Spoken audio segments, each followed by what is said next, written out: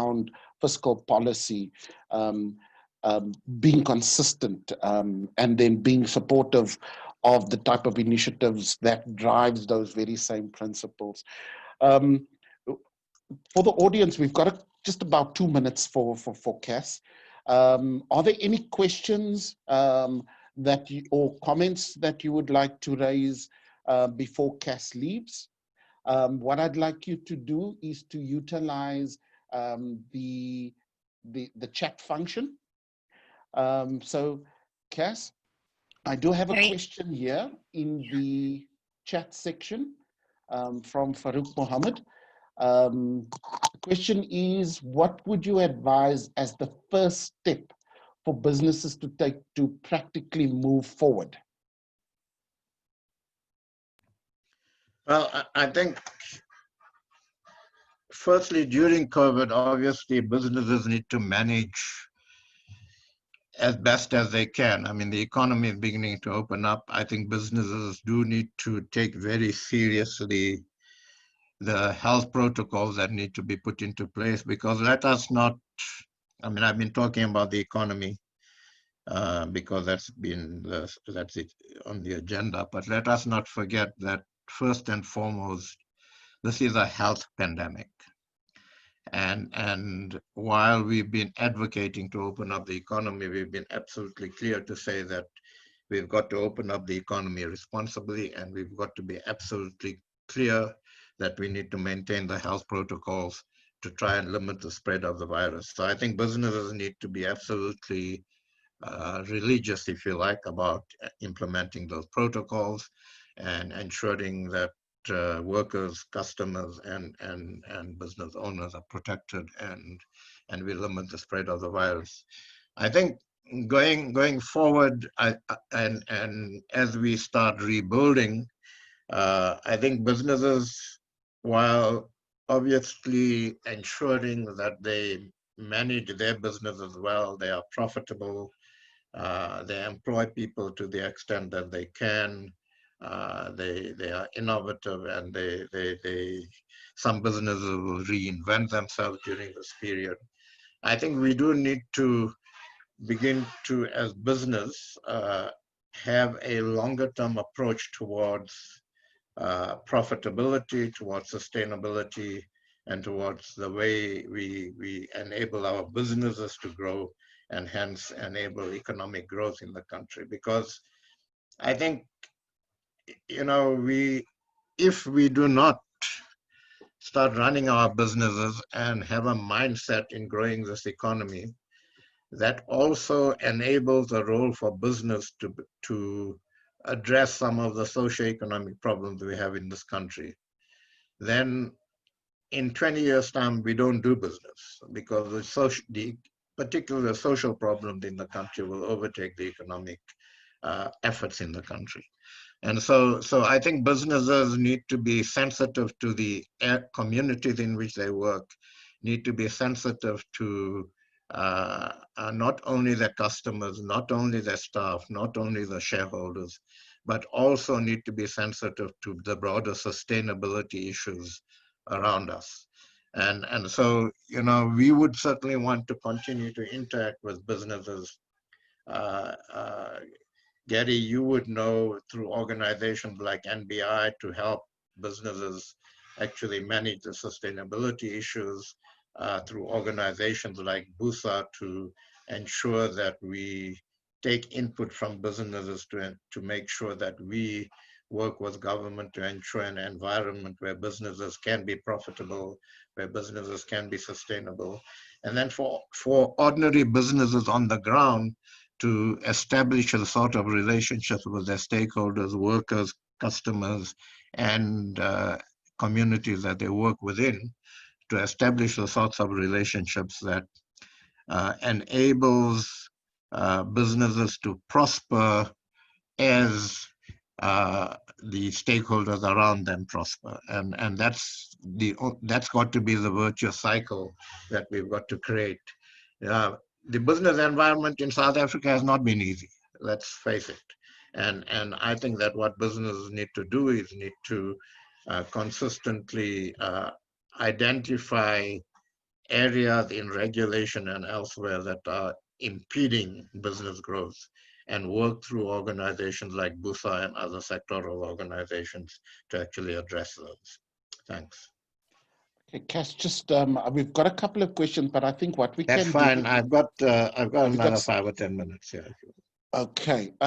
So on that, the first question that we have there, it comes from Jabu Velakazi. And I'm going to link Jabu Velakazi's question to that of Mark van Wyk. Should government spending and borrowing be increased to stimulate economic growth? I think technically there is already the spending and borrowing as part of the minister's budget speech that has been indicated. But I think maybe it is more needed. If I can add to Jabu's question, and then linked to that is, what is your view of borrowing money from the IMF and World Bank and the conditions that come with it? What advice would you give if you were our Minister of Finance on the borrowing conditions associated with that? Well, firstly, I think the issue about whether we should be borrowing to stimulate the economy, the minister made it very clear yesterday that even the interventions he announced to manage the impact of COVID, we're having to borrow to do that. So he was absolutely clear. This is an income. This is borrowing. Now we can't continue. You see, you can have a debt to GDP ratio that's in the vicinity of 70, 80, 90%. Some countries even go beyond 100%. If your economy is growing and you are able to service that debt. But if your economy is not growing, then you get into a serious debt trap. Because then you get into a sovereign debt crisis, as the minister said yesterday, because then you are not able to repay that debt. And we don't want to find ourselves in that. So we are going to, given where our economy is currently, we are going to have to raise money, certainly as we start rebuilding the economy, for a whole range of issues, including some investment in infrastructure and so on, and starting to rebuild the economy, but also to meet some of our social responsibilities.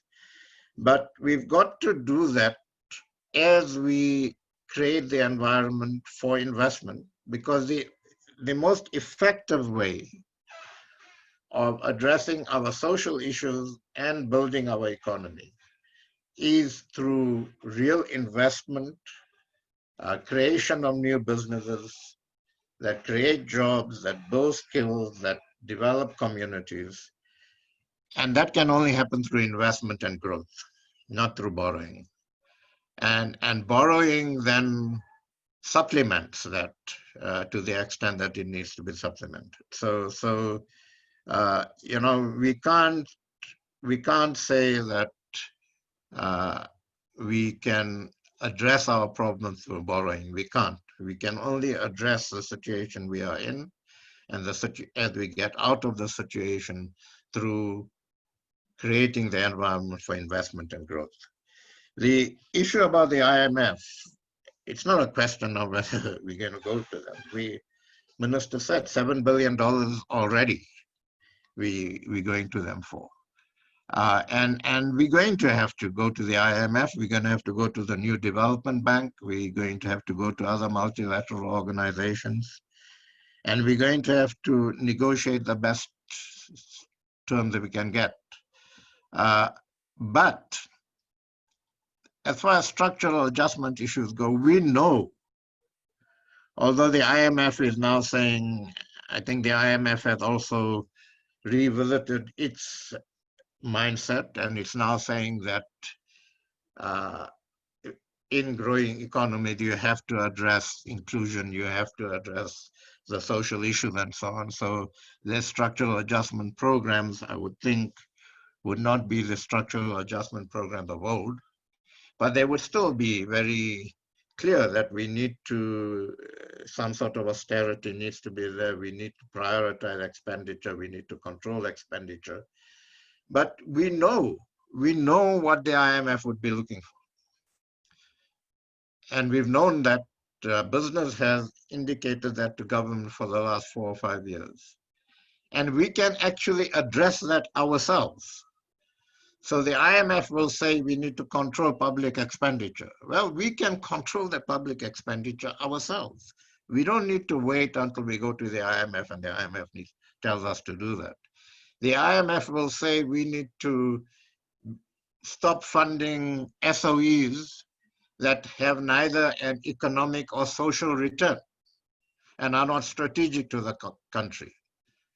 We don't need the IMF to tell us that. We know we shouldn't be doing that. So there's a whole lot of actions we can take even before we go to the IMF or as we start talking to the IMF that will make structural adjustment essentially a non-issue because we'll have structurally adjusted ourselves. And to a certain extent, the minister alluded to that. But I think that we don't have a choice. We are going to have to go to multilateral agencies.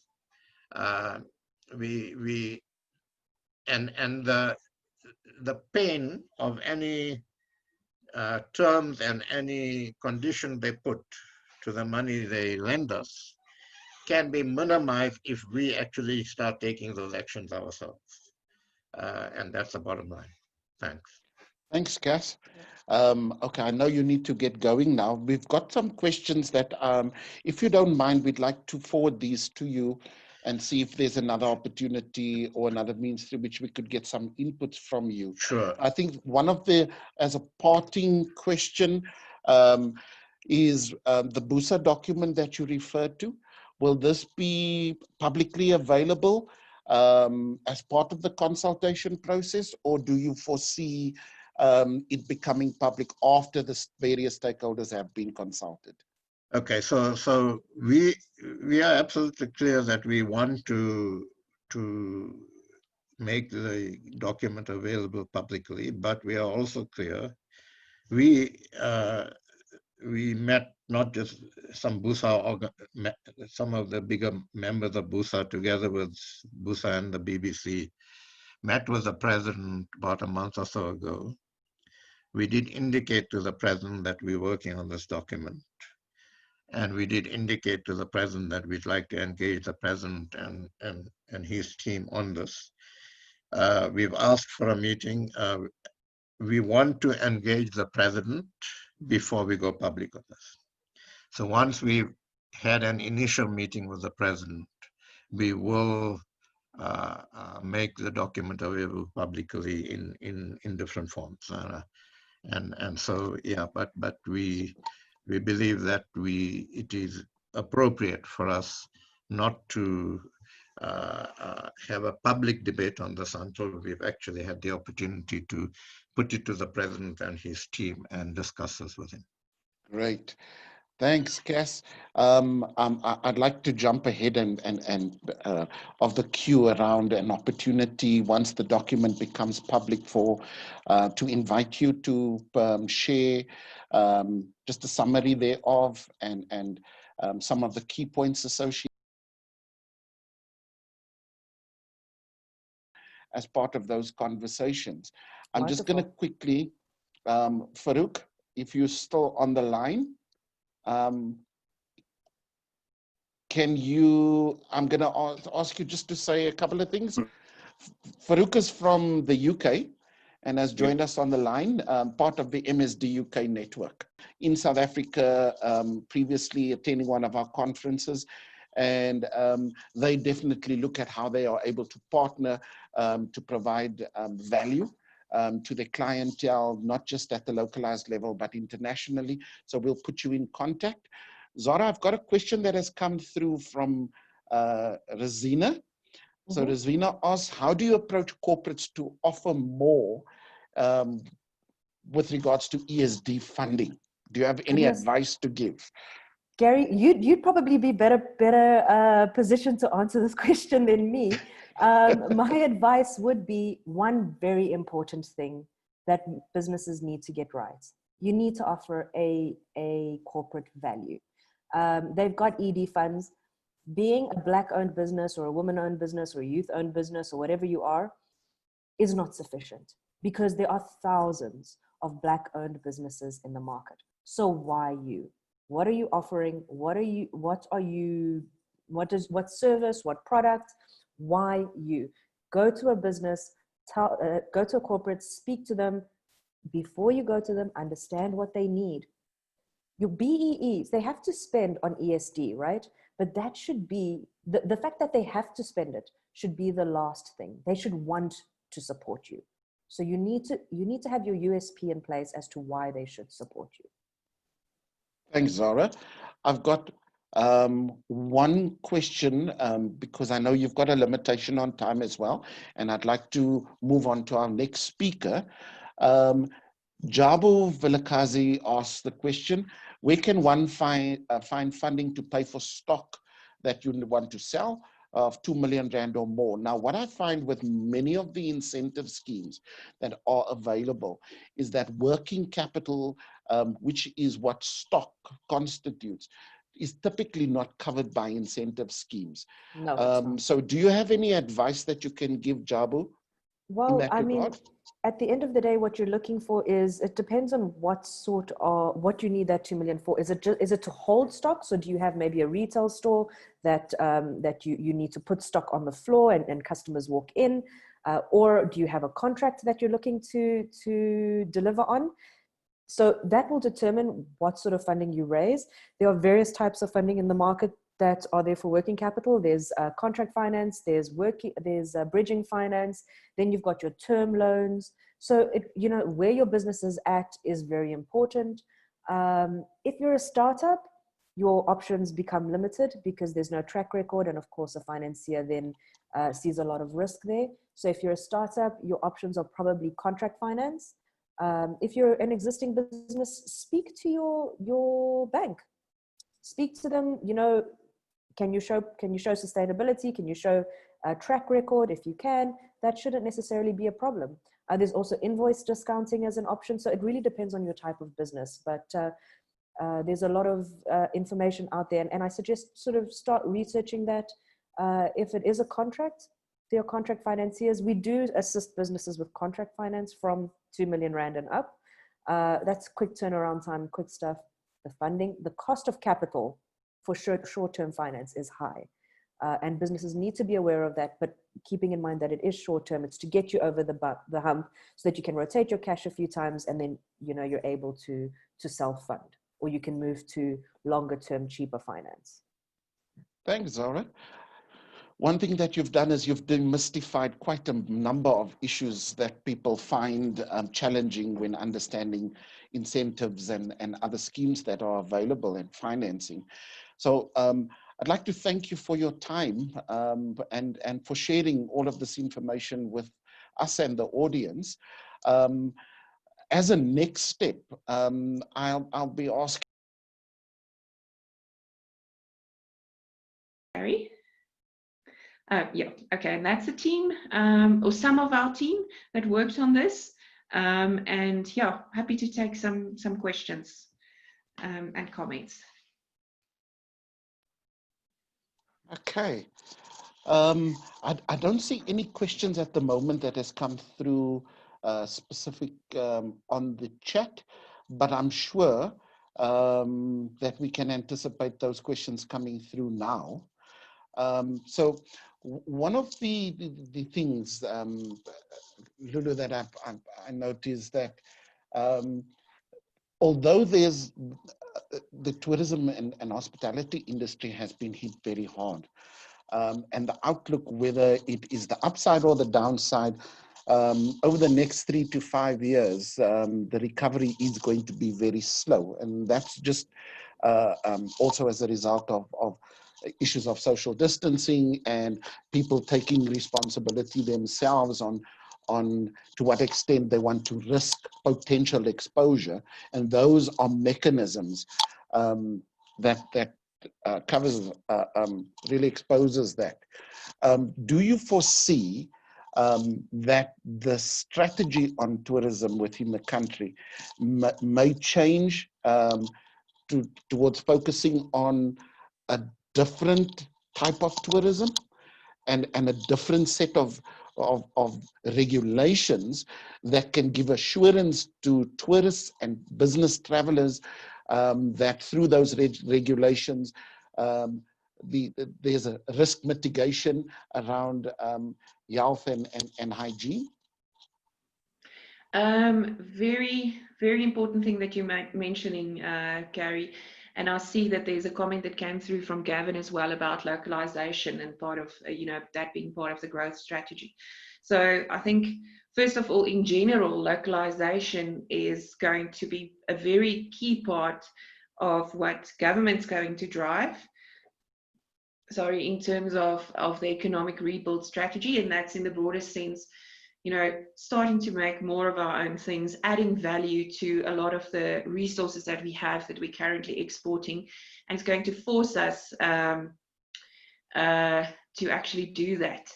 But in the tourism industry, I think a trend that we already started seeing in Europe over the summer now is to say that we want to support local again, really try and promote local business and local tourism. I think in South Africa, we had a very big focus, and not wrongly so. I mean, the people with the dollars and the pounds came with big money, but they are not going to be here, or maybe not in the same numbers for quite some time. So how do we make it affordable and accessible for South Africans, and how do we rethink what we're doing in the tourism industry to actually stimulate local tourism? So that is, I know, and that's not officially published yet, but it's, amongst other things, one of the plans that's part of what B4SA has been putting forward to government, is to say, how do we actually, from a local perspective, support the tourism industry? And so definitely an important part of it. And also, is it not now maybe the time to rethink what some of these establishments look like and what we use them for, and so on? So we need to get creative, because it's definitely not an industry that we want to, leave and say, well, sorry for you, we'll see what's left at the end of this. We can't do that. And that's also not the strategy at the moment. Okay, Ludus, I've got a question from Mark, Mark van Wyk. He says that some economists talk to a W curve when looking at global recovery. I'd like you to share your thoughts on what the W curve. Yeah, and what the unfortunate thing is that's a real possibility at the moment. I think we're trying to, as economists, say, oh my gosh, we don't want to think about that. The W curve would be probably in a situation where we have a second wave of infections, and I think we need to be honest with ourselves that there's a good possibility that could happen. I read an article this morning, and I'm by no means a healthcare expert, but from the team at WITS that's busy doing the trials there. And one of the things that came out is that we might see 2, 3, even 4 waves of COVID before there's a vaccine and it's under control. I don't think that if there's a second wave, because we've kind of readied our healthcare system, we know how to deal with it better, etc., we would go through such extreme lockdown measures. So hopefully the impact on the economy would be smaller, but there's a very good possibility that we might recover. And if we get a second wave, there might be certain measures that we need to put in place, or it might be a second round shock for the economy before we actually get out of it. And therefore that the kind of W-shaped recovery is unfortunately something that is quite a possibility. And then the other thing is also, it's not synchronized all over the globe. So we export to particular countries, they might be doing well. Now suddenly they get into a second wave of COVID, they start closing down their economy or their borders or whatever, or they have to close down factories because of infections.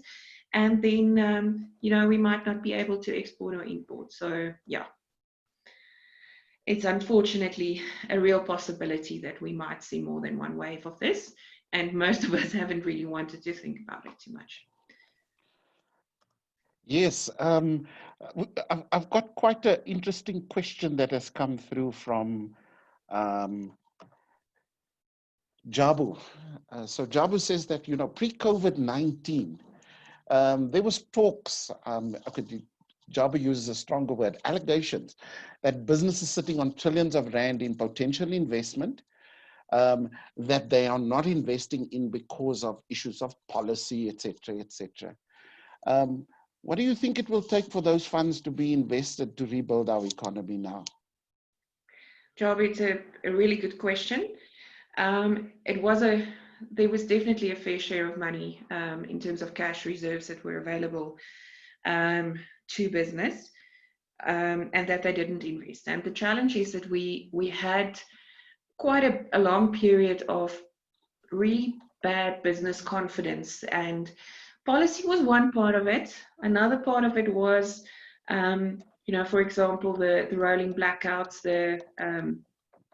from Eskom that we've seen, particularly if you look at the manufacturing sector, etc. And then also partially there was slow economic growth, and a lot of businesses weren't sure if they should actually expand their demand or their capacity under these circumstances. Again, I think one of the things that B4SA is trying to drive is to say to government, it's a two-way street. We're very quick to say, yeah, but government should do X, Y, Z, and government should take responsibility for this and this in that conversation. And it's very easy to say that they should create the business environment and then we will do our bit. But as private sector, there needs to be a commitment, and that brings me back to the compact that Kaz spoke about earlier, that, if government commits and say, but we are going to do X, Y, and Z to make it easier for you to invest, then business should say, okay, in that case, we are coming to the table because we really need private sector under the current circumstances. We spoke about government's finances, and although what government's going to do is going to be extremely important in helping to create that environment, we do need that funding and investment from government, so from private sector. So for me, two-way street, yes, that policy certainty and ease of understanding policy and consistent implementation, etc., is great. But we also need private sector to say, hey, we know we need to stick our necks out here and also come to the party and help to get this economy back on its feet. One last question before I open up for general questions, Lulu, from Gavin. Is there any consideration or would you in any way see opportunity as part of the considerations to look at Africa as a market for construction, mining and manufacturing at the moment? With the African Free Trade Agreement being something that's going to unlock a lot of potential, we do know that challenges within the rest of Africa around infrastructure deficits, etc., is going to result in similar strategies being followed by South Africa to have budgets that are geared towards infrastructure investment in order to unlock economic opportunity. Do you see the African market becoming open as a major opportunity for business? Well, that's, again, I think, a very interesting and quite a multifaceted question. First of all, as a continent, we would need to realize that we have to look after ourselves more. Unfortunately, globally, there's been this drive to say that everybody's turning inward, and COVID's only probably going to speed that up. That situation of where we keep on focusing inwardly in terms of looking after ourselves and our own backyards. And if you look at the US, if you look at Trump's whole approach to his presidential campaign around making America great again, that disconnection from global markets and globalization is probably going to continue, and that would mean for Africa that we shouldn't, as countries, turn more inward. We can't afford that. We need each other. But as a continent, we need to rely on each other more. And I think the Africa Free Trade Agreement is the first step in that direction.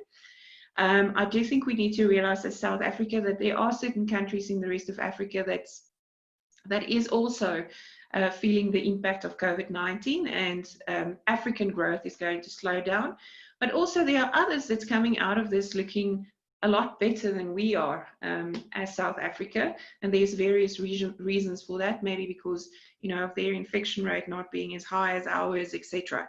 So definitely opportunities in the rest of Africa is something that businesses are considering, and for B4SA as well is one of the things that's been put on the table. Of course, we need to realize that the rest of the continent is not completely free of the impact of COVID-19, even if they don't have the cases. Maybe some of their trade partners are negatively impacted. But to link on to what I think who actually asked the question or made the comment, now I can't remember, but anyway, Africa has to be an opportunity and a market for South Africa, and as a continent we need to work better together, and I think this is just going to force that even more. And let's then ensure that those questions still come through to the SASDC. So the first person that I've got on the line that would like to make a comment is Jabu Vilakazi. Jabu?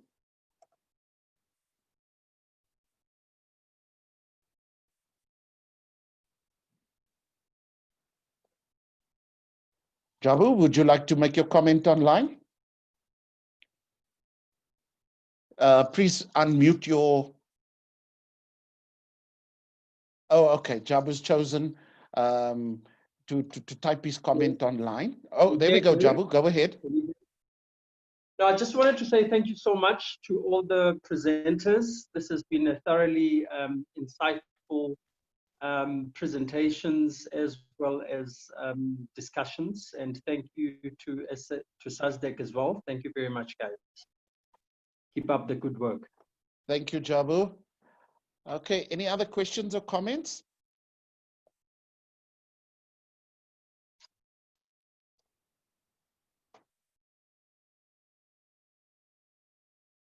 Okay, well, Mark's got a question. Mark, please go ahead, unmute, and you can pose your question. Thanks, Gary. I was just going to follow-up question to Lulu. Would PwC or has PwC done any scenarios with the W curve? That's my question, yeah. Mark, I must confess, no. It's something that that's become part of our conversations quite a bit. I know our team in the UK is looking at it.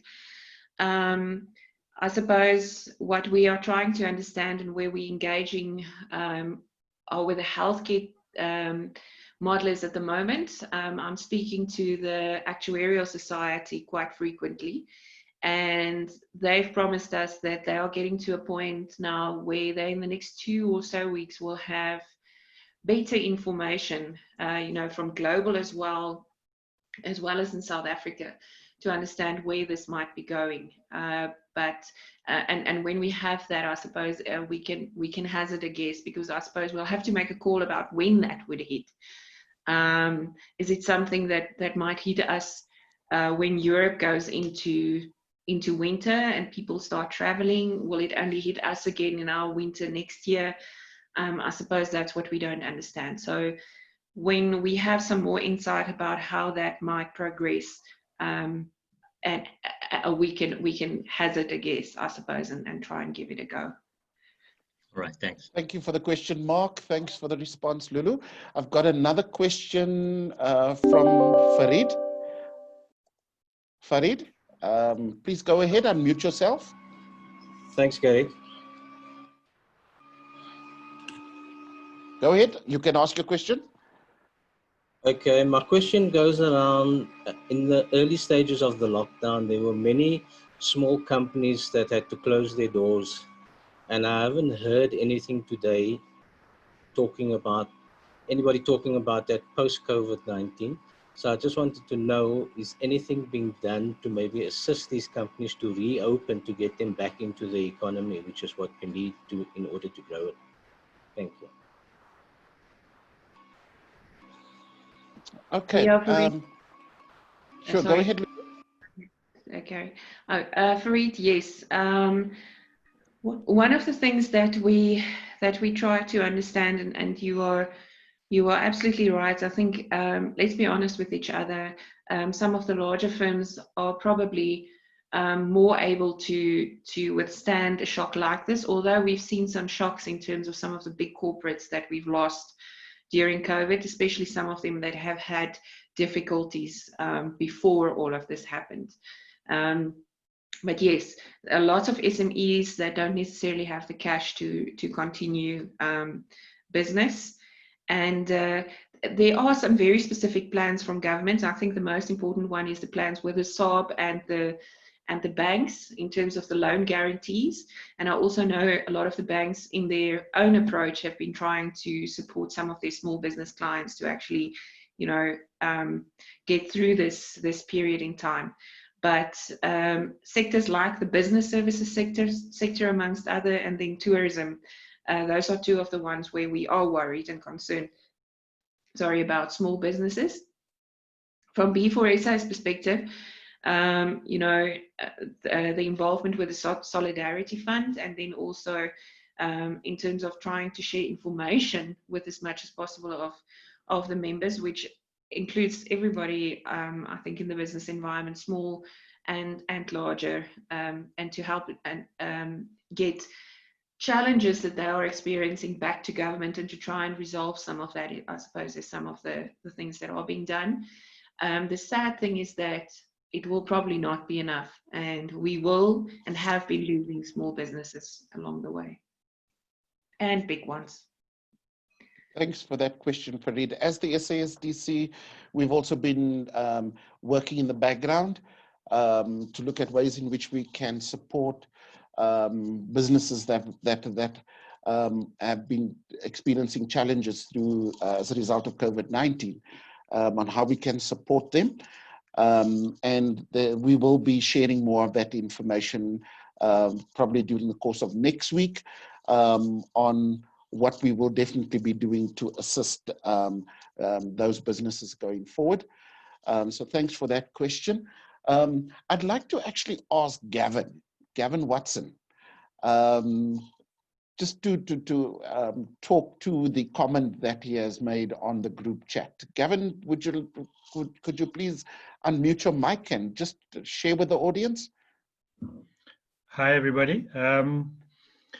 I've participated in several scenario plannings, and sometimes I think that we underestimate the question around our politics. We had a unstable political environment pre-COVID, and then we all tied down and got rallied behind the support of our president. But as we go into an environment where we have to make some less popular decisions, as Cass was alluding to earlier, does that political support, has it grown? Is it still in question? And how can that impact on our ability to attract foreign direct investment? It's more of an observation / question if anybody has any insights. Thanks. I unfortunately have to step out soon, so I won't be around much longer. Thank you. Thanks, Gavin. Well, I think if we look at the common message, both in what Cass was saying and from Lulu's talk as well, is that issues of policy certainty, policy consistency, and the need to refocus dialogue around those key aspects is a core component of recovery going forward. And you're right in what you're saying. Does the president have the support that he needs to make and support the process of implementing what would in the past have been considered unpopular decisions. You're very right in that regard. And I suppose that's a space that we just have to look for. The Minister of Finance, with his budget presentation yesterday, and what he's been talking about in the media all along, has been that there's hard decisions that need to be made that will impact on fiscal policy, but there are certain principles that at least now there's an alignment between within the tripartite alliance around what needs to be prioritized. So let's hope that these things would change and that things can improve. I'm going to take one last comment or question.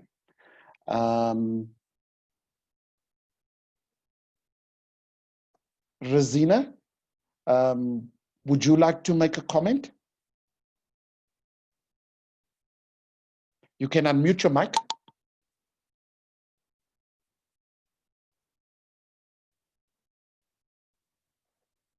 Okay, Rosina's comment is in her the group chat. One last question from Nirkash. Could the government have implemented a different strategy that would not have had such an economic impact? Lulu, I think that's one's for you.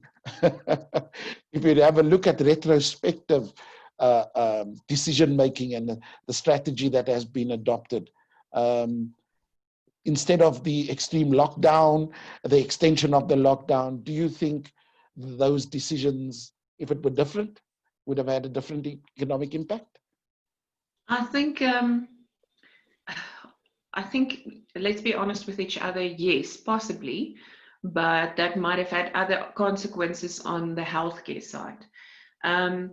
At the point when we made the decision to lock down the economy, I think everybody, all of us, myself included, probably believed that that was the right thing to do. And I still are of the view that at that point in time, it was definitely the right decision to make in terms of what we've known about the disease, and countries that have actually managed it successfully obviously made better decision or made that decision initially.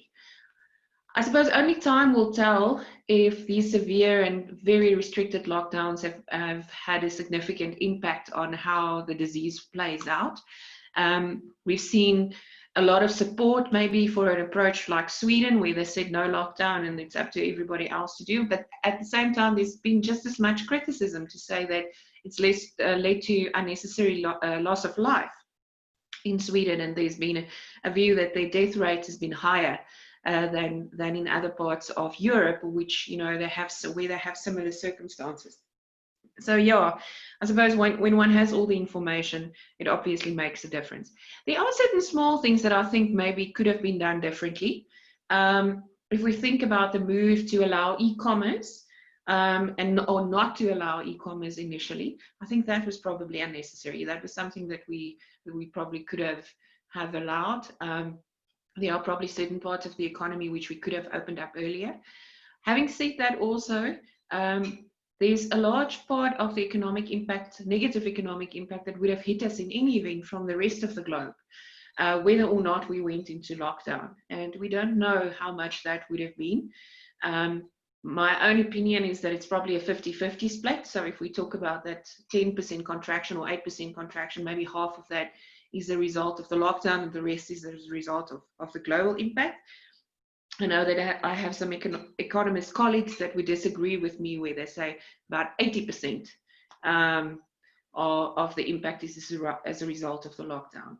I tend to disagree because, again, if you look at the countries such as Sweden, they're still seeing quite severe economic impacts in spite of the fact that they didn't go into lockdown. So I think the more important thing is what policy decisions do we make from here onwards to grow the economy and to get it back on track.